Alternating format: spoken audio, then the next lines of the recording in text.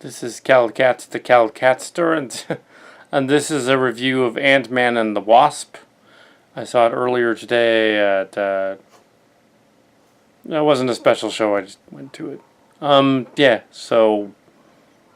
they had some previews for a Tim Burton Nutcracker movie, which either could be good or suck. It looks like Alice in Wonderland, but with Lewis Carroll. Or with the Nutcracker. No, it's not Lewis Carroll. It looks like Nutcracker done as a Lewis Carroll thing. I don't know.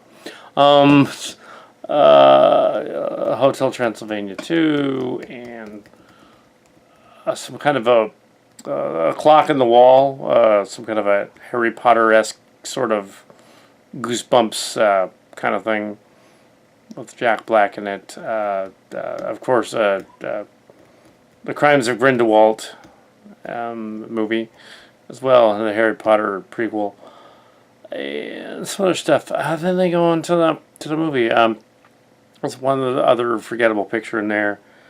They go on to the picture with the Ant-Man and the Wasp picture.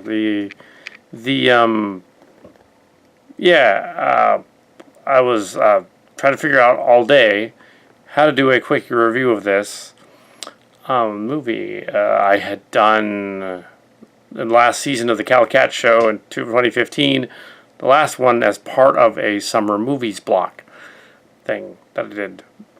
Summer movies in August of that year, 2015.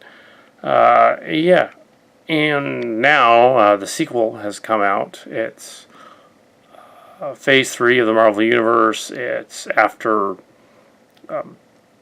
the Infinity War Part 1, and which changes the MCU. Marvel Universe. Stan Lee's cameo is hard to spot, but it does happen in the movie. Some of the lines from the trailer are not in the movie. One of the scenes from the trailer is one of the end credit scenes, so they threw that in there. The ant playing the drum is one of the end credit scenes. I won't give away any spoilers of this review. I doubt that I'm going to make a longer review of it. Everyone's doing a review, so I better get out there and do mine. So this is Ant-Man and the Wasp. This is kind of a live review. I'm going to post it on the channel immediately.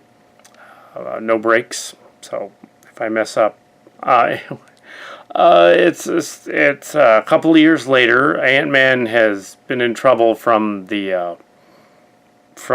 being at Civil War, and he's on house arrest. And Pym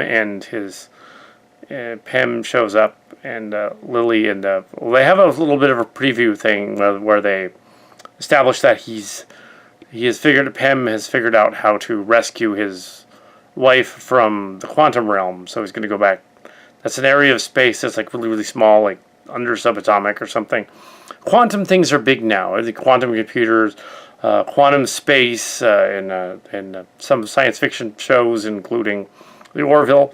All that other stuff is thrown in there. The quantum space, the quantum thing, and Discovery. The tardigrades, there's tardigrades in it. Just throw the science out the window. He shrinks and gets large and does other things that technically, if he did, really, it wouldn't work. And if he got really tiny, it wouldn't work. But okay, just throw that out the window and say it's a fantasy. So they're gonna, somehow she could survive because she ate something for 20 years out there, in the other realm. And they found her, even though the coordinates would be weird. How it would even be the same. They didn't quite work that out. But ignore the physics because there aren't any. It was a good movie. They go on this mission, and the building can be shrunk to tiny size, and inside the building is the device that's going to send them back to the quantum realm to go rescue his wife. The Pym character decides to do that himself at some point. This isn't really a spoilery review though, so I'm not really going to spoil it. But yeah, they do actually. It's fun. It's a fun movie. There's some good jokes and good lines in it and stuff. And especially funny was the truth serum scene in which they're going to trick them into taking the truth serum. The two bandit guys from the first one come back. And, one of them gets taken by the bad guys, the bad guy slash agent guys who want to find out where they've hidden the building. And that shrinks. And they convince him the truth serum isn't real, but that, and then it is. So yeah, it had to be there, I guess. Anyway, so San Francisco, they filmed some of it there. Los Angeles, they filmed some of it there. And the hard to find, I always call some of these movies the Kal Kat scene. Where's the Kal Kat scene? Where is it? Where is it? This one, that scene is really hard to find. This movie. I wasn't in it, but I was looking for somebody that was a little bit like, just to say like, oh, there's the Kal Kat scene. And it turns out the Kal Kat scene was more of one of my nephew's scene. And he pops in. Wasn't really him, but it looked kind of like him. Looked in it. Acted kind of like him. So, okay, that's the... Alright.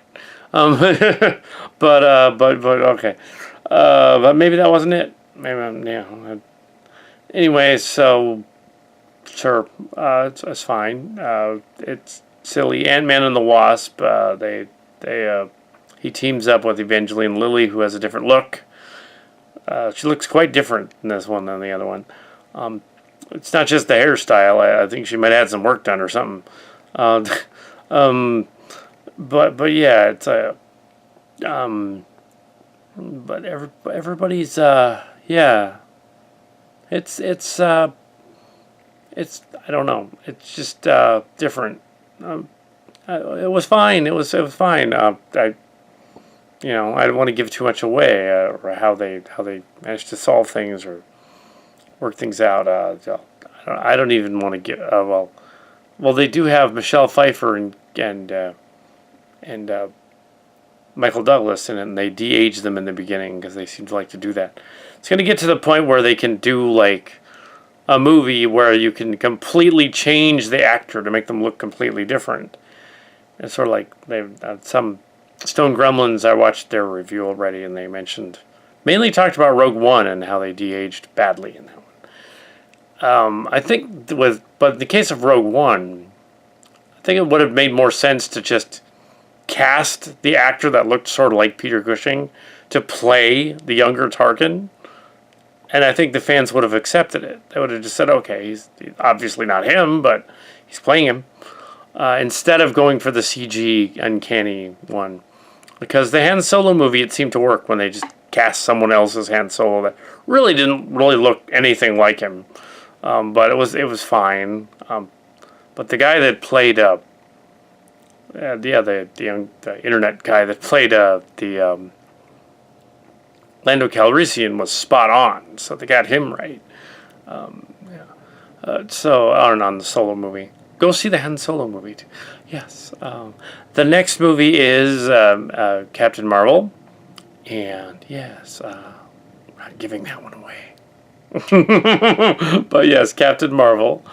Yeah, and let's see.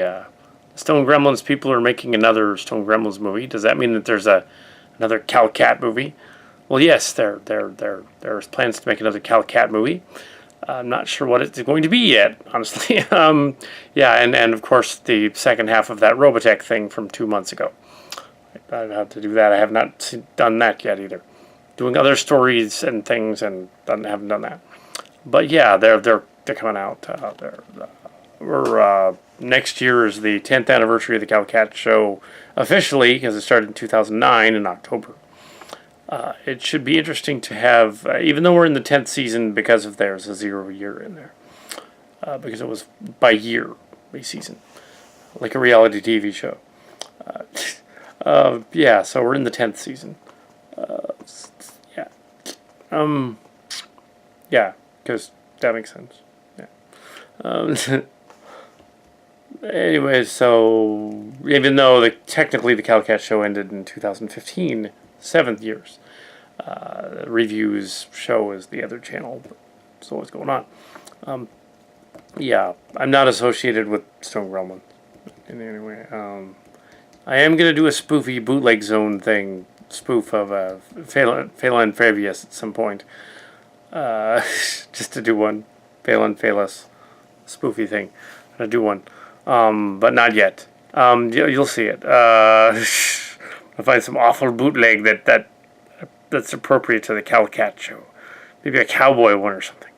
Um, and I watched the hilarious review thing from M. Gomez review thing. He did a Dino Riger Sentai Seion thing, which is cool. I should review that. But anyway, yeah, so this was my review of Ant-Man Wasp, and I rambled a little bit, but I am ending it now with, yeah, so Ant-Man and the Wasp, yeah, and so that's pretty much it.